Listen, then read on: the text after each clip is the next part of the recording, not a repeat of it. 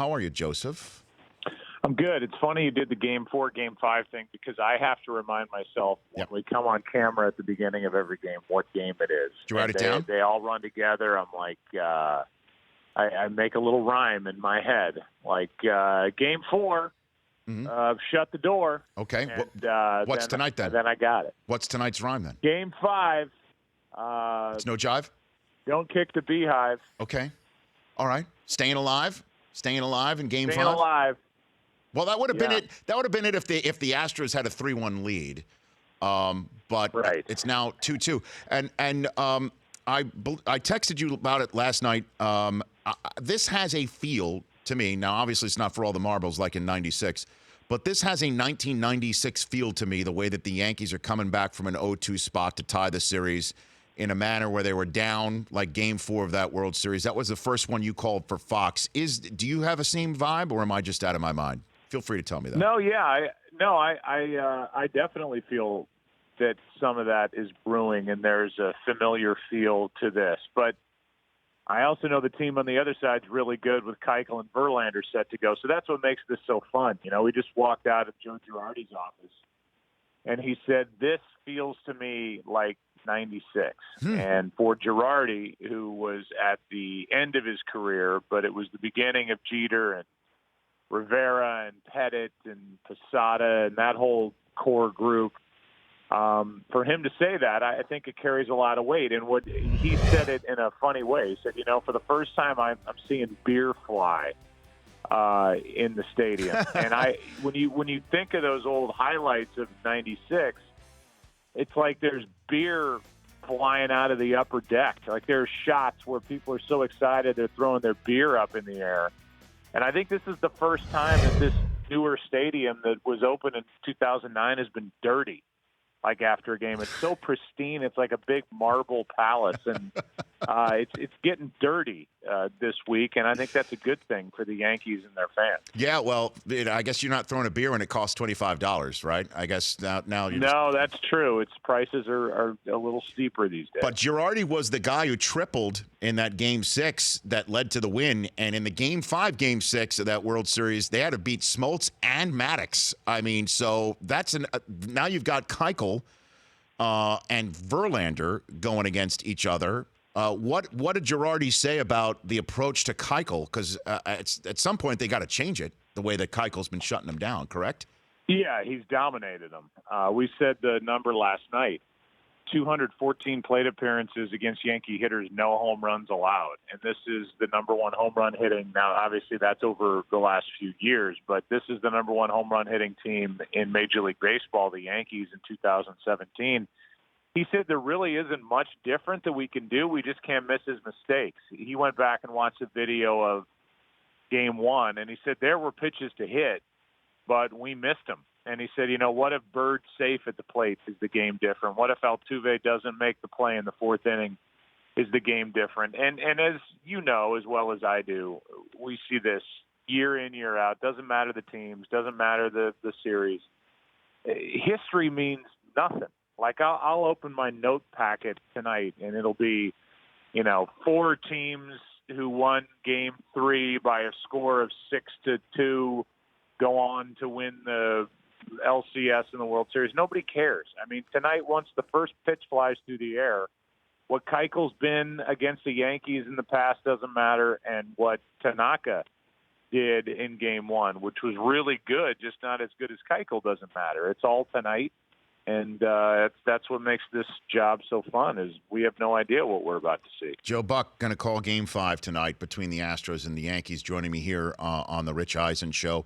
And you hung up your NFL microphone for the time being through the World Series. But in terms of the first few weeks that you've been calling games with Troy Aikman, the best team you saw, who was the best team that you saw with your own 2 eyes in the NFL so far this season, Joe?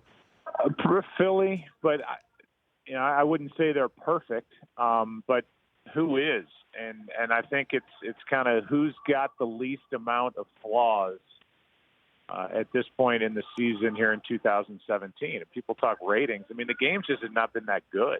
And I don't know that the product that's out there, it seems like it's deteriorated. And I don't know if that's because tackling is not what it once was. Now that we've had a number of years of the new collective bargaining agreement and the tackling and the hitting and practices, it's way down, and that's the bane of the existence of so many coaches that we talk to. But I would say Philly and the NFC, that's the conference I see the most. Man, Denver looked great when we had them against Dallas, but then you see Dallas come out and play the way they did after that, and you wonder how good Dallas is. So I don't know. I would probably say Philly in the NFC.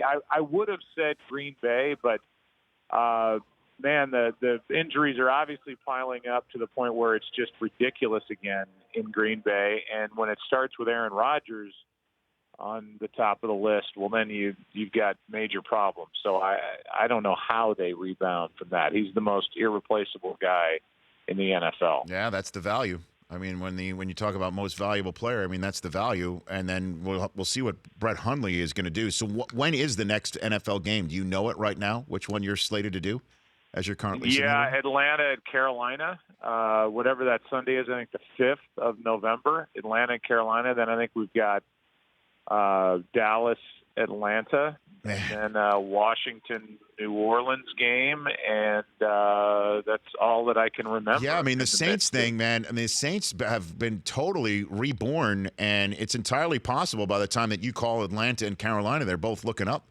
at the Saints right now, who are in Green Bay taking on Brett Hundley in his first career start. Yeah, it could be. My group, with Tom Brenneman filling in for me, with Troy is going to the 49ers, and it's Cowboys at 49ers. And I wouldn't take the 49ers lightly. I know Beathard's getting his first start, and he looked good at the end of the game last week.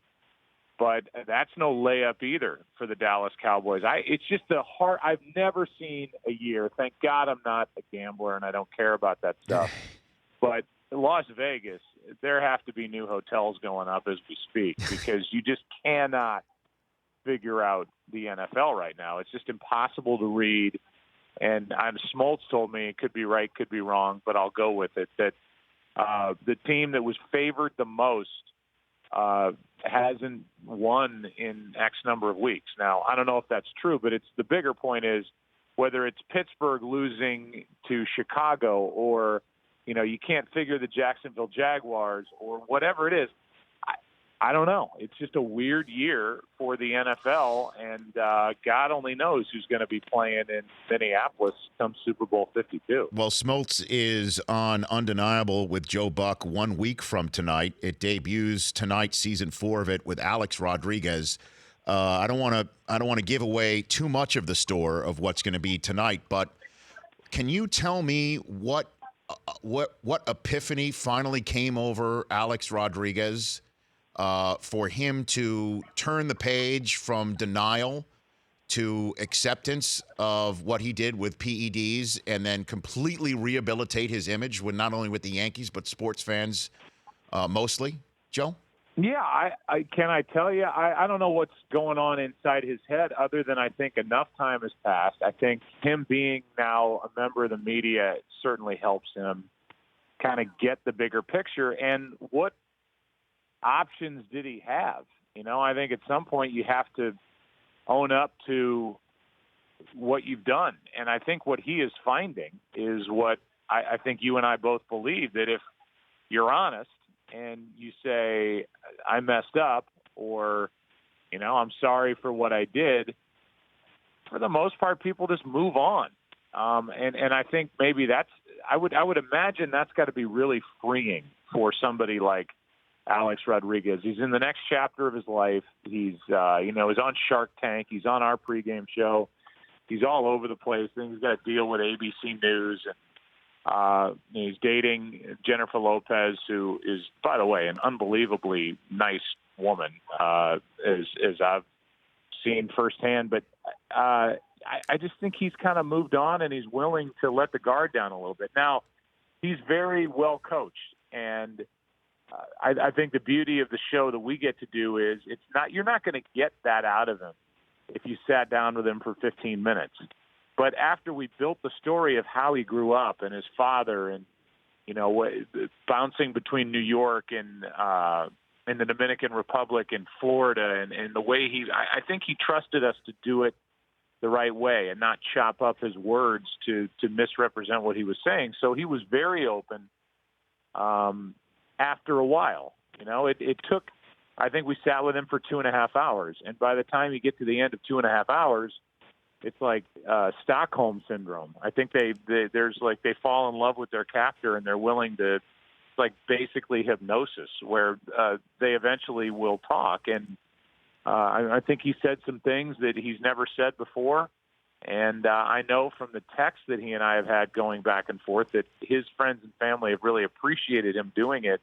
And he's getting a lot of good feedback from the early cut that he saw. So good for him. It's got to feel good after all that. And right back at you with another season of Undeniable with Joe Buck tonight at 8 Eastern and Pacific on Audience. And before I let you go, I mean, it's always, when you do interview people for a living and you do recount stories in real time for a living as you do, Joe, being on the other side of the Q&A is sometimes a little out of body. What was it like being on that other end of the microphone, if you will, with one of the greatest interviewers of all time, even though he doesn't get much credit for that, and Howard Stern? You were on the Stern Show a couple weeks ago, Joe. Yeah. Anybody, I think, who's a fan of that show realizes how talented of an interviewer he is. And what I noticed, and I've done it twice now, what I noticed after I did it the first time is how important the face is that's looking back at you when you're opening up. And I think, I was really intimidated to walk in there on Monday before the Super Bowl, and again, less so this time, but he's got a way of really making you believe, whether he is or not, that he's interested in what you have to say. And that was the part that I think that's his secret. He is really engaged facially.